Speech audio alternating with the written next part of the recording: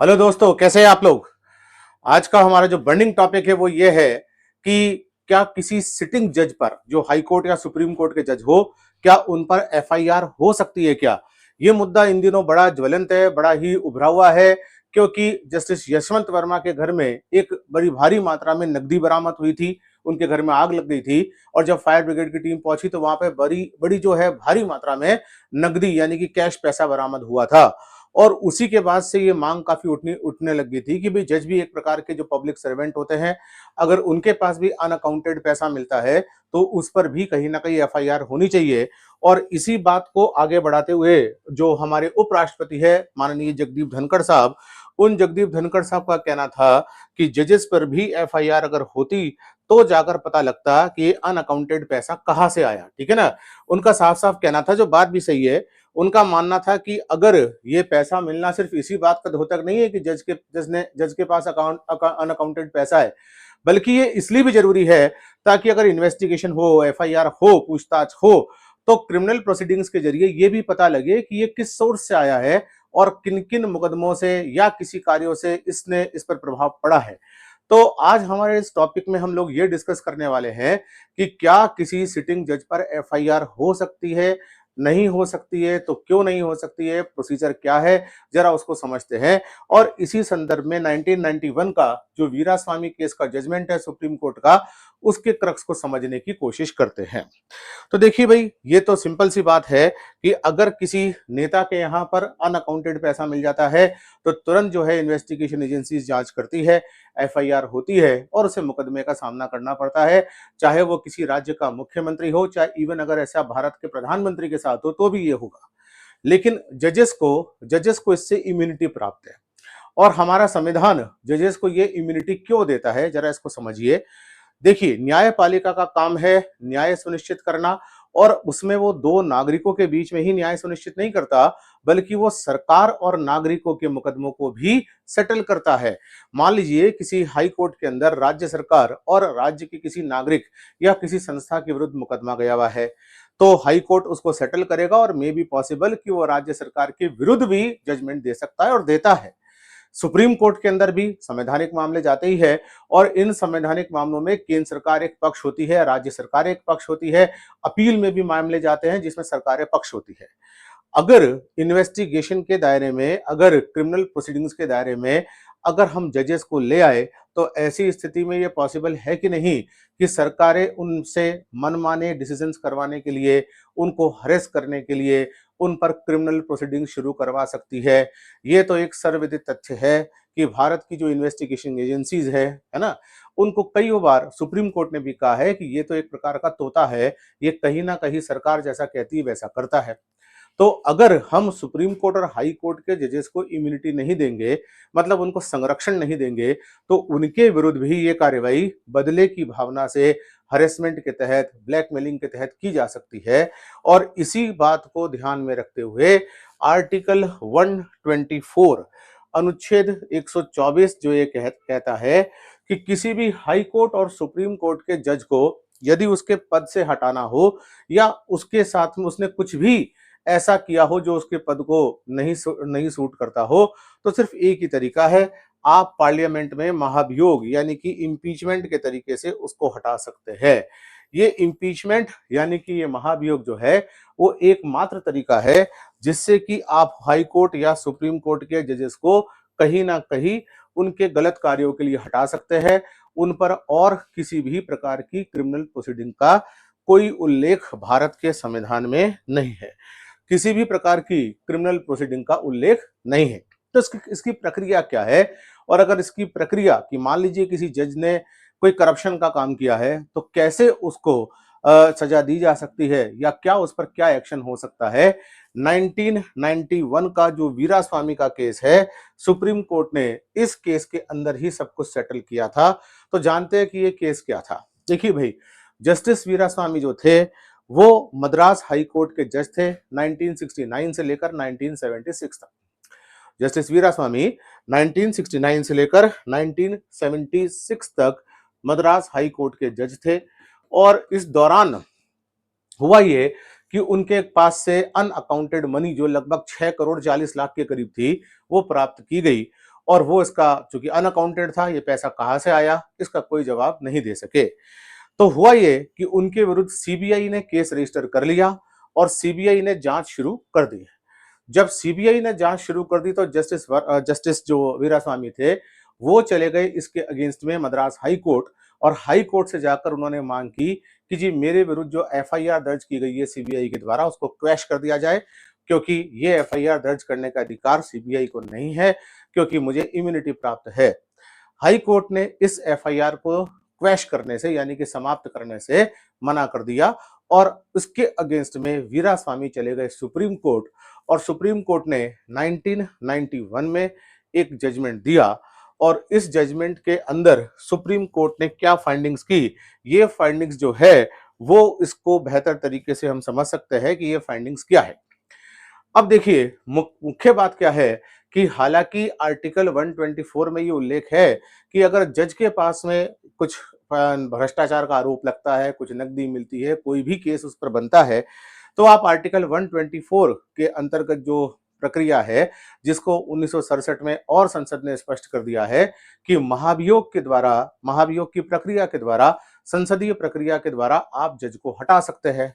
लेकिन 75 ईयर्स के अगर हम डेमोक्रेटिक इतिहास को हमारे देखें तो आज तक सुप्रीम कोर्ट के किसी जज को महाभियोग की प्रक्रिया से हटाया ही नहीं जा सका है। मतलब ये प्रक्रिया बहुत जटिल है, और इस जटिल प्रक्रिया के अलावा भी क्या कोई वैकल्पिक तंत्र है या नहीं है, जरा इसको देखते हैं।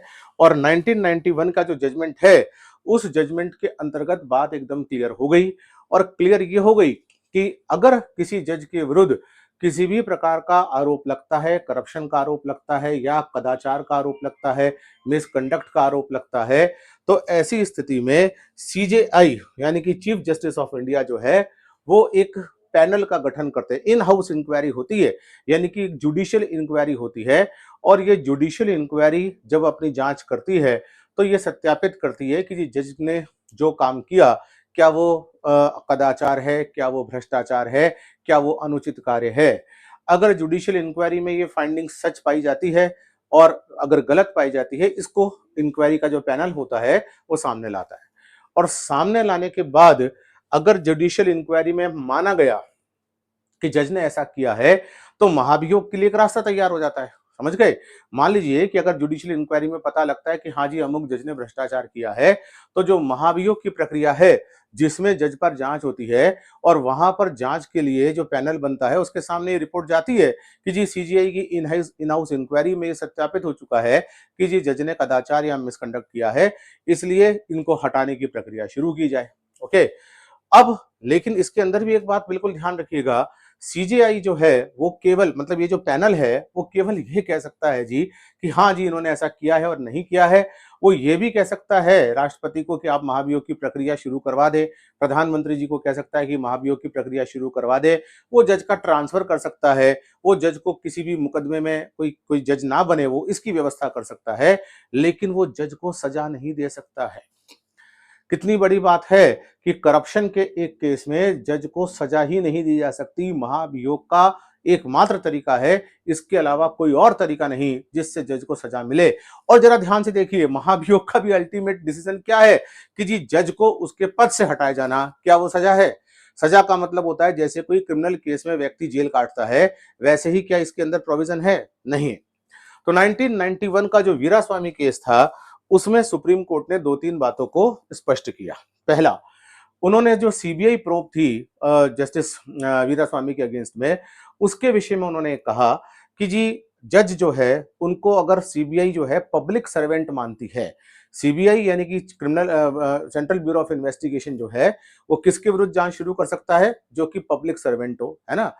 तो उन्होंने माना कि जो सरकार का तर्क था कि जज भी पब्लिक सर्वेंट है, तो उन्होंने माना कि यस जज पब्लिक सर्वेंट है। 1991 के केस में यह माना गया कि जज पब्लिक सर्वेंट है, लेकिन सुप्रीम कोर्ट ने यह भी माना कि जज पब्लिक सर्वेंट है और इसलिए उन पर जांच शुरू करने की इजाजत उनका नियोक्ता दे दे, ये जज के केस में सही नहीं है। ध्यान से समझिएगा, जो भी पब्लिक सर्वेंट होता है उस पर जांच शुरू करने का जो राइट होता है, जो अथॉरिटी होती है, कॉम्पिटेंट अथॉरिटी, कि जी इनसे परमिशन लेकर जांच शुरू की जा सकती है, वो जनरली होता है उसका नियोक्ता, मतलब जिसने उनको नियुक्ति की है, जिसके द्वारा उनकी नियुक्ति की गई है।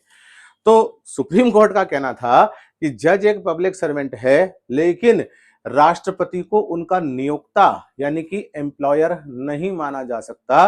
राष्ट्रपति और जज के बीच में एम्प्लॉयर और एम्प्लॉय का रिलेशन नहीं है। इस बात को बहुत अच्छे से समझना। वीरास्वामी केस में सुप्रीम कोर्ट का क्या कहना है कि प्रेसिडेंट और किसी भी हाई कोर्ट, सुप्रीम कोर्ट के जज के बीच में एम्प्लॉयर और एम्प्लॉय का रिलेशन नहीं है, ना ही ये किसी मास्टर और सर्वेंट का रिलेशन है। इसलिए अगर सीबीआई की जांच शुरू करनी है तो ऐसे केस में chief justice of India, Bharat के सर्वोच्च न्यायालय के प्रधान न्यायाधीश या भारत के मुख्य न्यायाधीश जो है, वो मुख्य न्यायाधीश की एक सिफारिश आवश्यक है। मतलब सीबीआई को जांच शुरू करने के लिए किससे इंक्वायरी लेनी पड़ेगी, या किसी भी प्रकार की जांच शुरू करने के लिए किससे इंक्वायरी लेनी पड़ेगी, किससे परमिशन लेनी पड़ेगी? वो परमिशन लेनी पड़ेगी सीजेआई के द्वारा। तो वीरास्वामी केस में ये स्टैब्लिश हो चुका है कि अगर कोई जज है तो ऐसी स्थिति में अगर उस जज के विरुद्ध आप भ्रष्टाचार के मुकदमे में शिकायत दर्ज करना चाहते हो, एफआईआर दर्ज करना चाहते हो, तो पहले सुप्रीम कोर्ट एक इन हाउस पैनल बनाएगा, सीजीआई इन हाउस पैनल बनाएंगे, और अगर उनको लगता है कि इसके विरुद्ध एफआईआर दर्ज करनी चाहिए, जांच शुरू करनी चाहिए, तो वो सीबीआई को या किसी भी अन्य एजेंसी को कहेंगे कि आप जांच शुरू कीजिए। अन्यथा जांच शुरू करवाने का अधिकार राष्ट्रपति या प्रधानमंत्री या किसी अन्य व्यक्ति को नहीं है। ये इसलिए नहीं है क्योंकि ये रिलेशन एम्प्लॉयर और एम्प्लॉय का रिलेशन है ही नहीं। जांच पैनल जो रिपोर्ट पेश करेगा वो यह प्रस्ताव कर सकता है कि जी जज का ट्रांसफर कर दिया, वो जज को कोई और फर्दर मुकदमे देने से रोक सकता है। और अगर वो मानता है कि हाँ जी जांच में जज दोषी पाए गए हैं, तो महाभियोग की प्रक्रिया के लिए एक रास्ता निकलता है। लेकिन उसके बावजूद भी ऐसी जांच शुरू करने के लिए प्रेसिडेंट या प्राइम मिनिस्टर कॉम्पिटेंट अथॉरिटी नहीं है। तो जो जस्टिस वर्मा का केस है, उस केस में क्या हुआ, उनके पास नकदी मिली। नकदी मिलने के बाद जब इन हाउस इंक्वायरी हुई सीजेआई के पास में, तो सीजेआई ने उसकी रिपोर्ट को भी पब्लिक कर दिया, प्राइम मिनिस्टर को भेज दिया, मतलब पीएमओ में भेज दिया और प्रेसिडेंट के पास भेज दिया। महाभियोग का रास्ता खुला है। लेकिन जस्टिस वर्मा के विरुद्ध अगर आपको एफआईआर दर्ज करनी है, अगर आपको शिकायत दर्ज करनी है, जांच शुरू करनी है, एजेंसियों को इसमें बीच में लाना है, तो president and prime ministers are not the competent authority. The competent authority is the CJI, chief justice of India. और इसीलिए जगदीप धनखड़ साहब का ये स्टेटमेंट बड़ा ही इंपॉर्टेंट है कि अगर आप इन हाउस इंक्वायरी कर लेते हो तो ये कोई कॉम्पिटेंट इंक्वायरी नहीं है। आप जज को केवल महाभियोग की प्रक्रिया से हटा दो, क्या हटा देना सजा है? तो जगदीप धनखड़ साहब का ये स्टेटमेंट काफी रिलेवेंट है कि इस केस में एफआईआर दर्ज होनी चाहिए थी, मतलब सीजीआई को ऐसी रिकमेंडेशन करनी चाहिए थी, और उसके बाद दूध का दूध पानी का पानी होना चाहिए था। क्योंकि अल्टीमेटली भले ही प्रेसिडेंट और सीजीआई की और जजों के बीच में मास्टर और सर्वेंट का रिलेशन नहीं है, भले ही इस प्रकार के एम्प्लॉई और एम्प्लॉयर का रिलेशन नहीं है, लेकिन उसके बावजूद भी all of us are public servant, और हमारे ऊपर अगर भ्रष्टाचार के आरोप लगते हैं तो उसका दूध का दूध और पानी का पानी इन्वेस्टिगेशन में होना चाहिए।